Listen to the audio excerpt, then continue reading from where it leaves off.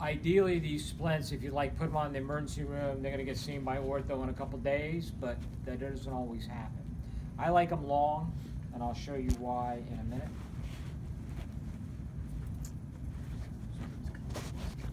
Can you see the arm?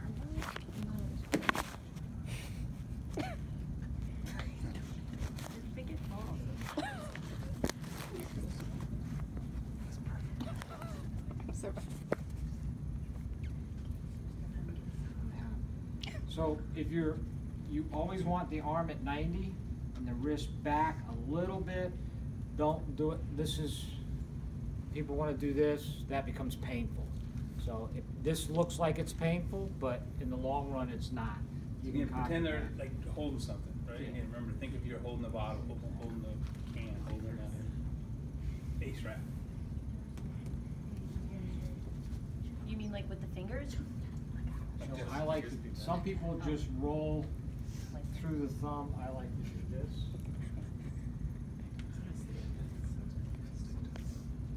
I don't like how that stuff feels. And this is going to be my outer edge down here. The other thing is, if you're doing a cast or a splint, you want to get close to the antecubital fossa, but not to that's rubbing. I've seen sometimes a caster right here or a splint, that's no good, because it'll break. Okay? So I usually do we have Chuck? I can lay my splint. I'm going to do it with the fiberglass. That's it. Yeah. So you make the splint out of Pastor Claire's. They make these prefab ones that come with the padding already on them. They're fiberglass, and you just cut the length you want. They come in widths 3, 5, 6, whatever, and then you get them wet. But then this part and the padding is wet, so you have to really dry those off. So if you use those. So again, it's got to go right to here. So there.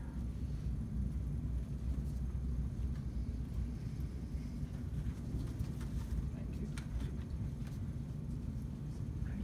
So when you put this on, you want to go 50% each time. See how I'm doing that? 50% each time. And it should be nice and neat and no wrinkles.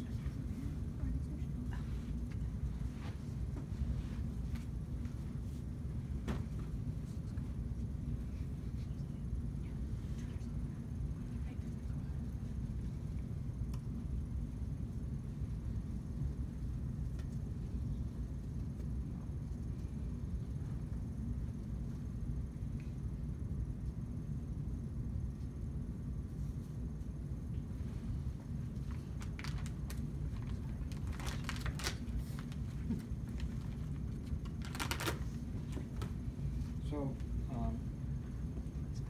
this, if you notice, is stretchy, and you want to put it on, but if you stretch it, you can put it on too tight. So a cast or a splint should fit like a good glove wears. Okay, it shouldn't be too tight, but it should be snug. You dip that in there. I use cold water. You can use warm water, but then it heats up, and you run the risk of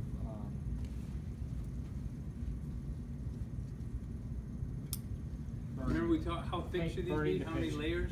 10. Right, at least 10.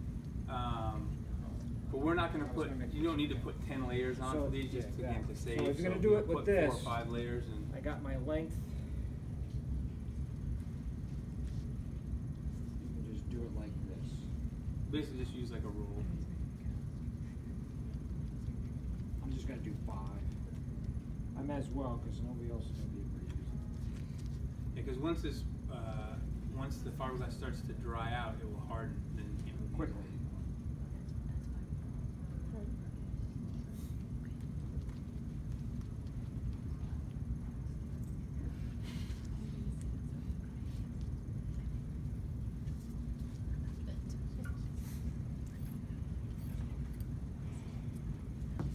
So if you notice here on these edges here, when that dries, that can be very irritating to the skin. They can rough. I made it too long, so if I make it too long, I can just rub it up like